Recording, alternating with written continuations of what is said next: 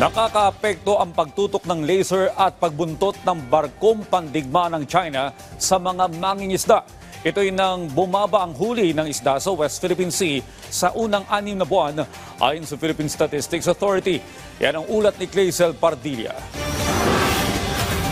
Pagbuntot ng barkong pandigma ng China sa dalawang barko ng Bureau of Fisheries and Aquatic Resources habang nagsasagawa ng maritime patrol sa West Philippine Sea at ang pagtutok ng laser sa eroplano ng ahensya habang nagsasagawa ng domain awareness flight na karaang linggo ay ilan lamang sa mga insidente ng panggugulo at panghihimasok ng China sa West Philippine Sea. Ayon sa BFAR, nakaapekto na ang geopolitical tension sa produksyon ng isda sa West Philippine Sea. Sa datos ng Philippine Statistics Authority, bumaba sa 101,000 metric tons ang nahuling isda sa West Philippine Sea sa unang 6 na buwan ng 2024. Halos 7,000 metriko toneladang mas maliit kumpara sa 108,392 metric tons na karaang taon parehong panahon.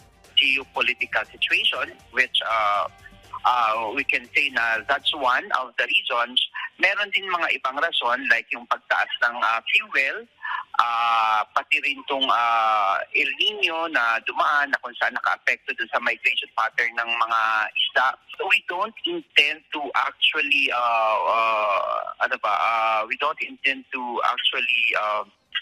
ignore this fact na nag-decline. Significant po ang contribution ng West Philippine Sea sa overall production ng ating national production. So we are taking this seriously. Paiigtingin ng BFAR ang presensya sa mga karagatang sakop ng Pilipinas. Isang 50-meter steel multi-mission offshore vessel at isang multi-purpose refrigerated cargo vessel na nagkakahalaga ng 1.2 bilyong piso ang bibilhin ng BFAR. Higit 665 million pesos naman na halaga ng mga bangka at iba pang gamit sa pangingisda ang nasa ilalim ng bids at procurement ng BFAR na ipamamahagi sa Layag West Philippine Sea Program. Layo nitong itaas ang kapasidad ng mga mangingisda sa West Philippine Sea.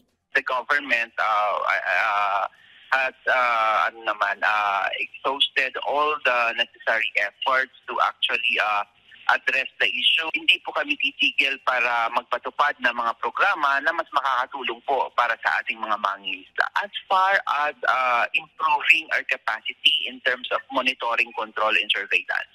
At maliban dyan, ang ibang mga floating assets natin ay may multi-mission purpose. Gusto rin natin silang magamit for livelihood development.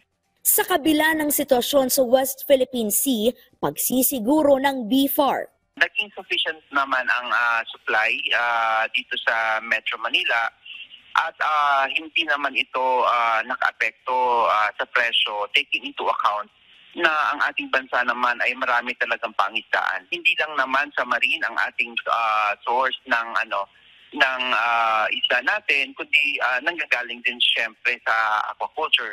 Sa huling quarter ng taon, inaasahan ang pagpapatupad ng closed fishing season sa Davao Gulf, Palawan at iba pang lugar sa bansa para bigyan daan ang pagpaparami ng mga isda. Bagaman pansamantalang mababawasan ang lokal na supply, inaasahan naman ang pagdating ng mga imported na isda na inaprubahan ng BFAR. Clazel Pardilla para sa Pambansang TV sa Bagong Pilipinas.